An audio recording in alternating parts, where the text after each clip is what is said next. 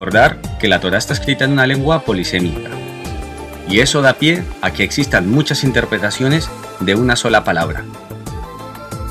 Entre el pueblo judío existen diferencias y diferentes formas de convivir con las tradiciones judías. Esto nos lleva a que podamos clasificar al pueblo judío en diferentes corrientes. Voy a hablar de las tres principales corrientes, aunque existen más. Hablaré primero de los reformistas, después hablaré de los conservadores y después de los ortodoxos. Empecemos con los reformistas. Ellos empezaron a pensar, si el mundo está cambiando, es necesario que el judaísmo lo haga, pues ya no hace falta mantener ni el Shabbat, ni la circuncisión, ni siquiera en pensar en un retorno a Sion, pues ya que las tierras en las que vivimos es nuestro propio Jerusalén, porque estamos identificados con estas tierras, y no por eso no dejamos de ser judíos. Los conservadores dicen, creo que los rabinos reformistas no deberían alejarse tanto de nuestras tradiciones. Estamos de acuerdo en que el mundo cambia, y nosotros también debemos avanzar con el mundo, pero tenemos que mantener nuestras tradiciones, y recordar que las tierras de Canaán fueron concedidas por Yahvé a su pueblo elegido, que somos nosotros. Ahora vamos a hablar de la corriente ortodoxa. Ellos piensan, debemos seguir las leyes judías como se ha hecho desde el principio de los tiempos, ya que las leyes sagradas entregadas a Moisés no deberían ser modificadas. La Torá constituye una unidad inagotable que abarca todos los aspectos de la vida. Hay muchas clases de judíos. Hay judíos que, por ejemplo, todavía están esperando la llegada de su Mesías. También tenemos otra clase de judíos que creen que su Mesías era Jesucristo. También tenemos judíos que están de acuerdo con recuperar las tierras de Canaán, que es el actual Israel. Hay otros judíos que se avergüenzan enormemente del Estado de Israel por la forma en que fue tomado. Ahora vamos a hablar de un personaje que también era judío. Sabemos de él que nació de una virgen, que fue bautizado por Juan Bautista, que tuvo 12 apóstoles, los cuales se encargaron de repartir su palabra alrededor del mundo después de su muerte. Murió crucificado a la edad de 33 años, a órdenes de los judíos, y no tengo nada en contra de los judíos. Y resucitó al tercer día. Este hombre es Jesús de Nazaret. Yo particularmente sí que creo que existió Jesús de Nazaret, pero no es aquel Jesús que creó el cielo y la tierra en 6 días y al séptimo descansó, ni aquel que está esperando para juzgarnos por nuestros pecados. No es el Jesús que nos quiere vender el Vaticano, sino un Jesús mucho más humano. Un Jesús que dejó un mensaje muy sencillo pero muy difícil de llevar a cabo. Ese mensaje es: ama a tu prójimo como a ti mismo. Y es que amarse a uno mismo es lo más complicado. Si nos quisiéramos a nosotros mismos, dejaríamos de proyectar nuestros miedos, fracasos, defectos en la crítica hacia los demás. Como bien decía Jesús, cuando señales a una persona para criticarla, recuerda que los otros 3 dedos de tu mano te apuntan a ti. Si queréis darle una segunda oportunidad a conocer otro Jesús, aparte del que nos enseñó el Vaticano, os recomiendo los libros de este hombre, de Juan José Benítez, concretamente los libros del Caballo de Troya. Ahora vamos a ver cómo el mensaje manipulado de Jesús dio pie a la creación del cristianismo. El cristianismo se divide en 3 ramas. La principal de ellas es el catolicismo. El catolicismo es dirigido por el Vaticano. El Vaticano decide qué corriente ideológica tienen que llevar sus feligreses, y tienen un gran abanico de adoración a santos y a imágenes.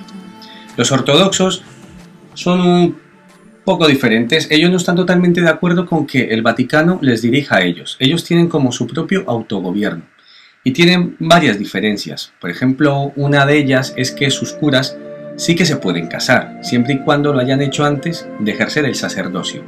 Pero más adelante veremos dónde se han separado, para que quede más claro.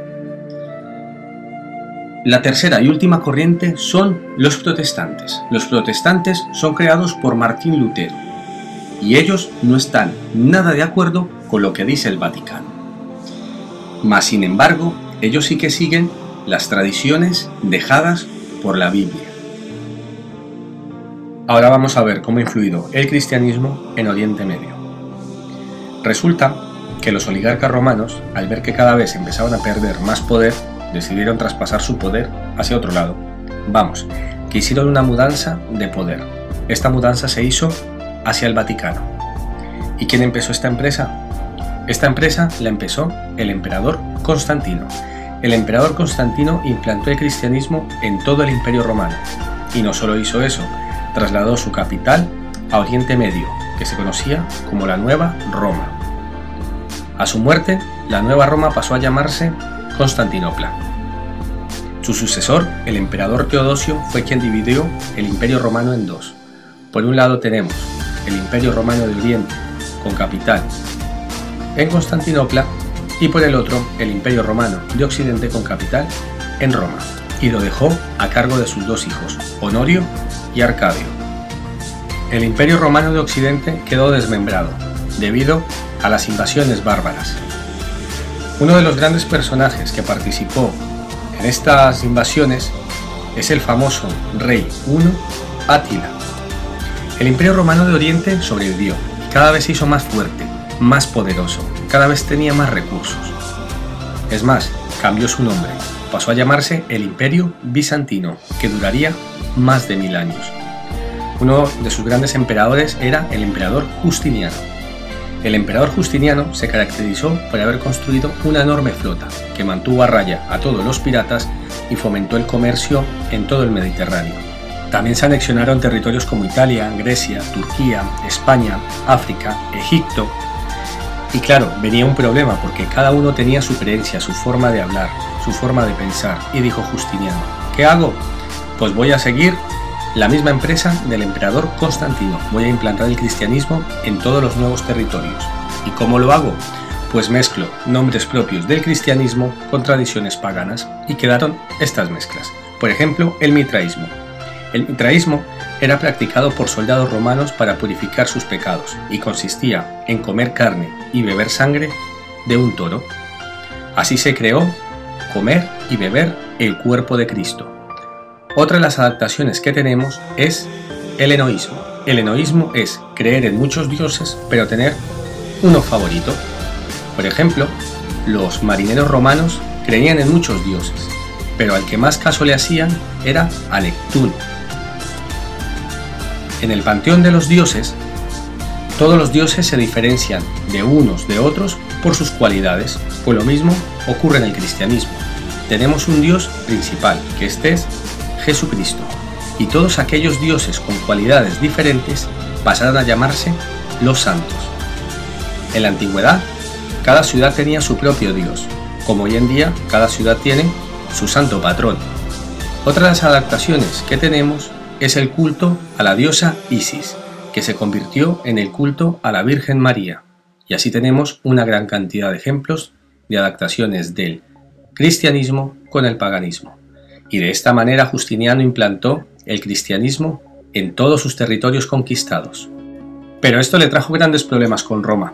Por aquel entonces Roma estaba dirigido por el Papa Pelayo I. El Vaticano quería tener el control sobre absolutamente todos los cristianos del planeta. El Vaticano decidía en qué idioma había que leer la misa, qué Biblia había que leer, qué iglesias había que visitar, y claro, no les gustaba que Justiniano estuviera decidiendo por ellos, y esto trajo grandes problemas con los bizancios. Tales eran las discusiones, pues que llegó un momento que no se entendieron, y la iglesia quedó dividida en dos. Por un lado quedó dirigida por Roma, la Iglesia Católica Apostólica Romana, y por otro, dirigido por Bizancio, la Iglesia Católica Apostólica Ortodoxa. El Imperio Bizantino no duraría para siempre, y fue perdiendo territorios de manos de los lombardos, de los eslavos, y el este lo fue perdiendo a manos del Islam. El Islam cada vez les comía más terreno, y entraron en crisis cuando se plantaron en las puertas de Constantinopla.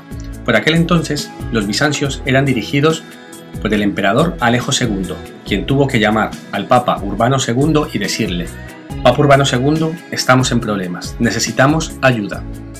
Así que él decidió ayudarles y mandó tropas. Así se crearon las famosas cruzadas. El Papa Urbano II les dijo: tenéis que ir a liberar la Tierra Santa de manos del Islam, y todo aquel que muera en esa guerra santa tendrá el paraíso asegurado. Y así lo hicieron, enviaron una enorme cantidad de tropas en varias cruzadas para volver a reconquistar la Tierra Santa, la tierra de Jerusalén.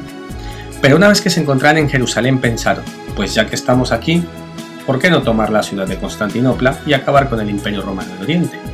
Y así lo hicieron.